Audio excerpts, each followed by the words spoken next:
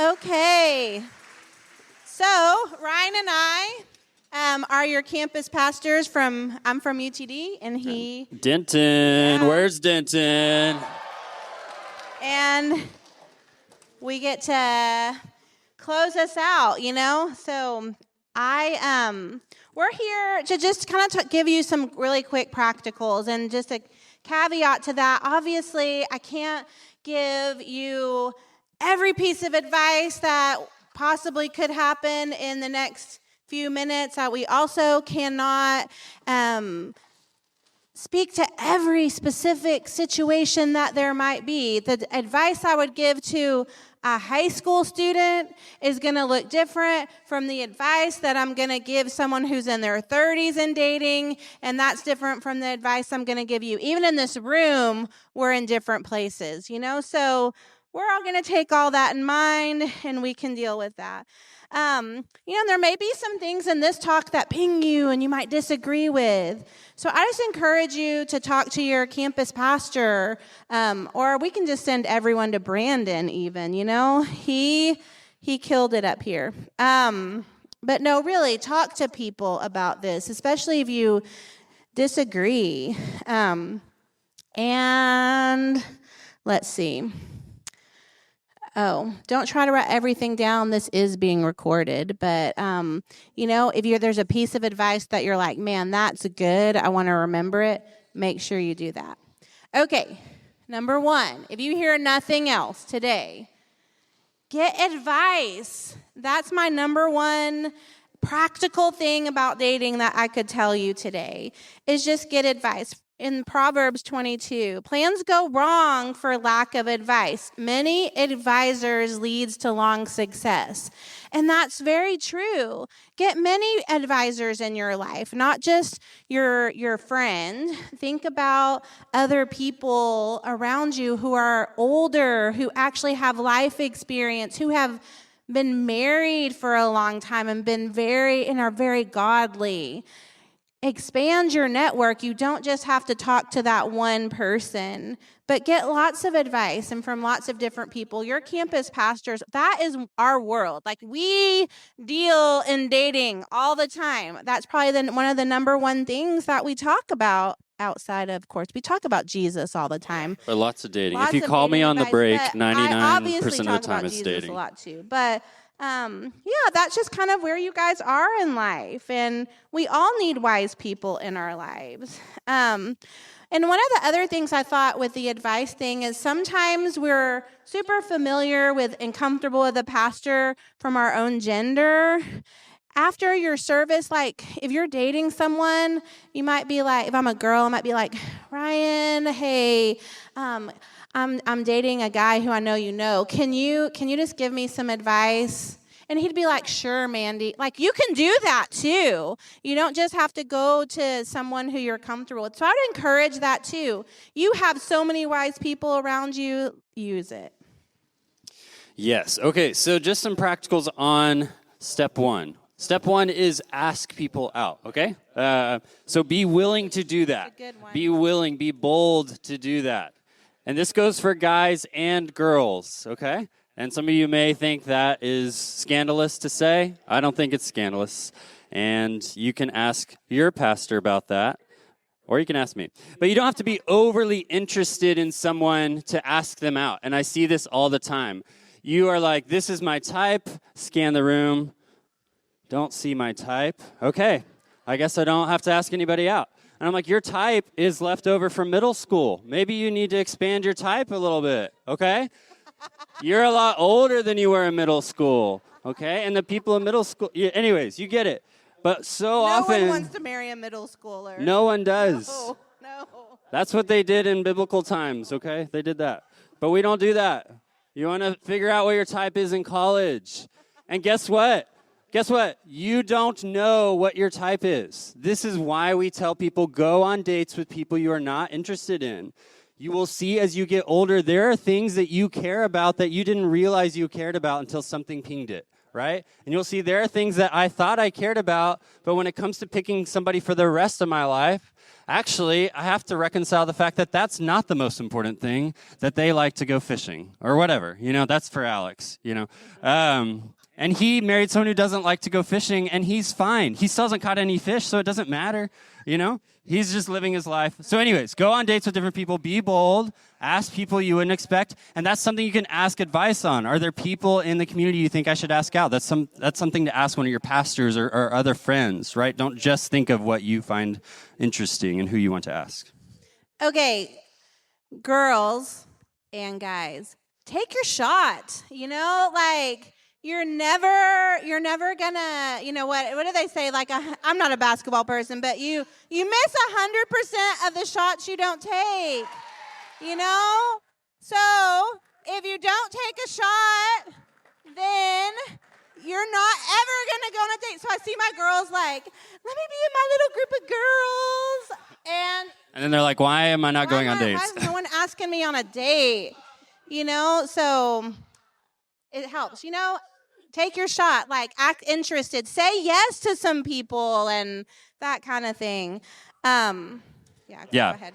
And then the next thing is I just need you to understand we have got to get better at taking out a lot of this guessing game stuff. There's so many situations where people are just kind of yapping, DMing back and forth for too long. They talk when they see each other. And then, we also live in the most, have you heard, anxious generation that they've ever recorded since they started recording that. That's a bad mix. You have a lot of ambiguity, and then you have a lot of anxiety. So just be kind to each other. Be clear. If you want to go on a date, you don't have to spend 3 to 6 months on the lead up. Just ask them on a date, okay? Go have a real conversation. Yeah. That will help both of you.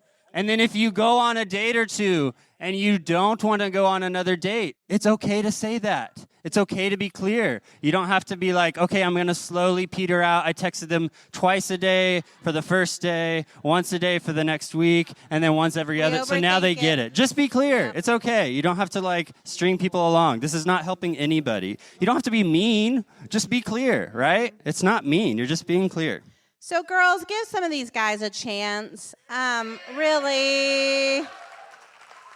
And we can be so picky. We're so picky. And I really do want to say this to my girls, that I know how many of my girls have been harmed by men. They really, y'all have, and I know that. And I know that there's a lot of, there's just a lot of experiences that we've had, but let's give someone a chance. Hopefully, the primary thing that we look for is a man of character, and you have to take some time to give some of these men an opportunity. There's so many of them that are so sweet and so kind, and so really give them a chance. But then men, I need you to listen to me now. A lot of these girls have been harmed by men. And I need you, even if you're not interested in going on a date with people, we need to show women of the world that there are men who are very kind and loving and who look just like Jesus. Yep. And so be kind and go love people. And that is the way that a lot of this gender stuff gets better and better, is if we see each other as image bearers of God and we treat each other like God's children.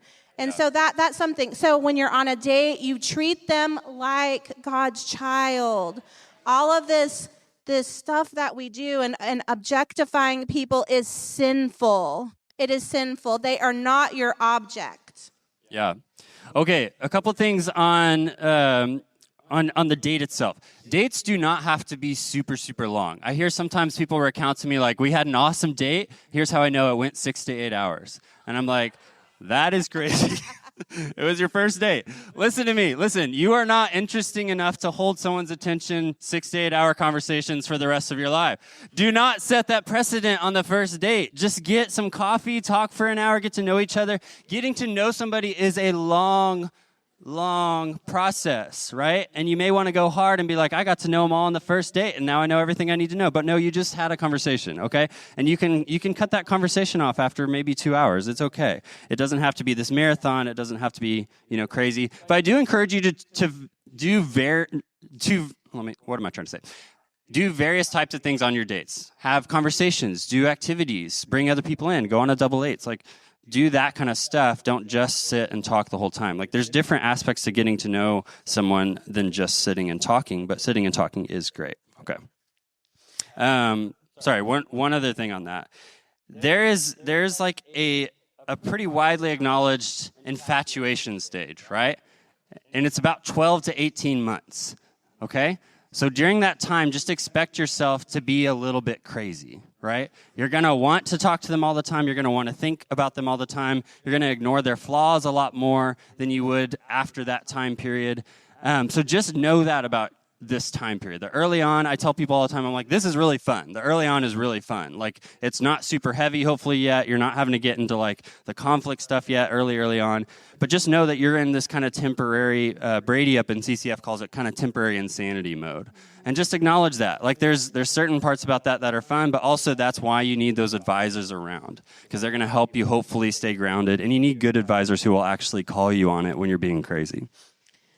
Okay, I honestly have no idea where I am in my notes, but I did want to say that I know with some of this dating stuff that it can bring up a lot of our insecurities and things like that. And, a lot of you do have things that you've never told anyone. Things like maybe you're same-sex attracted, or you've been harmed by someone, or you're insecure, you're addicted to pornography, whatever. And I just want to say practically, bring those things in the light and tell someone, because those things will affect the way that you date, and find your campus pastor and open up to them. So I think that's so helpful. Yeah. And then I'm just going to skip to something where I am, but girls, have boundaries in your relationships and share them. Share them with your girlfriends. Share them with who you're dating. And be bold and communicate clearly about what's okay and what's not. Like, if someone wants to hold your hand and you don't want them to hold your hand, just say, I don't want you to hold my hand. That's okay. And be clear. I just think sometimes we're like so afraid of hurting someone's feelings or the awkwardness of it. Dating is just so awkward. We use a lot of words and we don't say what we mean. And so say what you mean and say it clearly and concisely. Like, I'm already rambling too much, but you got me. Just say what you need. Yeah. Okay, next thing, don't go too fast. This is just something that I have to repeat a lot. And this is not arbitrary. I didn't decide, that sounds good as an idea. No, this is just reality. If you are driving 70 miles an hour, it is really hard to make a turn. If you are driving 15 miles an hour, it's a lot easier to make a turn. And when you're going 70 in a relationship, you're going to miss the turns you need to take. You're going to miss the detours you might need to take. You might even miss that this little road trip needs to come to a stop, okay? And so you get it. Like, don't go too fast. You've got to learn, listen to people. They are trying to help you understand when you need to take a little bit of a slowdown, take a turn, that kind of thing. And also, I just want to frame something. I think we think of breakups as a bad thing, as like this is an unsuccessful relationships. Or a relationship. But if you dated well, like if you dated in a godly way, you guys got advice, you lived in the light, if you break up because you determine this is not the person I need to be with, that is a successful relationship. It's still painful. I'm not like, I get that. It is still painful. But breakup sometimes with all the people before you get married, the breakup needs to happen. You know what I'm saying? Like, eventually there will be a person that it works with, but don't view breakups as this big, scary, we should never consider that kind of thing. They can be really good. I'm going to kind of skip ahead. Girls, when you like someone, Eros Love puts like rose-colored glasses on our face. Like, these glasses right now are so dirty. So I just see smudges and things. What I look through affects how I see everything else. The rose-colored glasses make you see like whoever you like. They're just so perfect and they're great. And I can see that he was really mean and he's mean to his family and all of that. But he would never be mean to me. That kind of a thing. So that's why you need your girlfriends. That's why you need to bring people in, because the Eros love is so powerful, and we don't see people as they are. Because the number one thing that you're looking for is someone with character. Yeah. Someone who's pursuing God, someone who's trying to dig deep, like we were talking about. Like, what kind of soil are they? Because those are the things that are going to lead to a good marriage. And so if we're so just seeing their flaws, so people are flawed. So this is a pendulum swing. So that's one camp of people. The other camp is over here, like every guy is an asshole, and I just want no part of it. And I went on this date with this guy, and he didn't even ask me one question about myself. Well, my goodness, maybe he was just nervous. Like, can we just kind of maybe like check it out and maybe have round 2 before we just like, like, let's not be overly critical, but let's not see people through rose-colored glasses either. So we just need a good middle ground, and that's what our friends will help us with. Yeah. And advisors and things like that. Get advice. Many advisors. Good proverb. Yeah. Okay. I just want to say some things on this. This is something I hear a lot. It is not focus dating, okay? It is hopefully disciples dating well, and it is also just adult dating, okay? Let's talk about this idea for a second. People use this term a lot with me and other people, sometimes jokingly, but it becomes this kind of catch-all to just dismiss a whole slew of advice that we don't really like and don't want to hear, right? And we act like it's the propaganda of some state that they came up with and are just disseminating, and we're like, we resist, right? But that's not what's happening, right? You have to understand this is adult dating, meaning if you take your immature approaches that you were doing with dating in high school and middle school and try to do them in the adult world, you're going to struggle, right? So just before we even get to the Jesus stuff, I'm trying to up your game on like being discerning and being a better adult dater. And secondly, you're going to hear similar advice from a lot of our different pastors, not because we got an internal memo that we had to memorize and repeat to you if you ask us a question, but because we've seen similar things happen and play out in different people's lives and gotten advice from people older than us. And we are now chewing on that and thinking through that, and it becomes common to hear similar things from different ones of us. It is also true you will hear different things on different subjects, different aspects from different staff, and that can be frustrating, but I'm saying in general, you will hear a lot of the same things because we do talk to each other about what's going on, and we get advice from each other. And also it can be sometimes where I get a lot of defensiveness towards me when I give advice on this stuff, as if I am like really personally like worried if you listen to me. And I just need you to know, I want you to picture me sleeping really well at night. That is what happens whether you listen to my advice or don't listen to my advice, okay? Like, it's okay. Like, I am deeply invested in you. I care about college students, but also I'm 32 and I have a mortgage and kids. Like, it's okay if you don't listen to my advice. I don't need it for my ego. I'm trying to help you. I'm trying to help you think through that. So when your pastor is talking about that, don't assume they're like, okay, well, here comes the control police and they're going to tell me how to date. It's not that. They're trying to help you level up your game, follow Jesus, and do this well. So let's just put the focus dating thing to bed, please. That is not what it is. Okay, worship team, make your way up. Because we're out of time. Ryan and I could do this for another 2 hours, but we're not. And we can't even say all of the things that we wanted to tell you today. But I want you to really hear it again. We can't cover everything here, but again, if you'll hear one thing, get advice in dating. Don't do this by yourself. We want everyone who wants to find someone to be able to date well and to get married and to live just long and happy lives with someone. Our goal is just that you don't wind up in those marriages that are just hell because you just didn't date well, or worse, that you lose your faith or live your life in a way that God doesn't want you to. So, may the Lord bless you, and just know that we love you guys, and we really do want to help you any way we can. Yeah. All right, let's do some worship. Get on up here.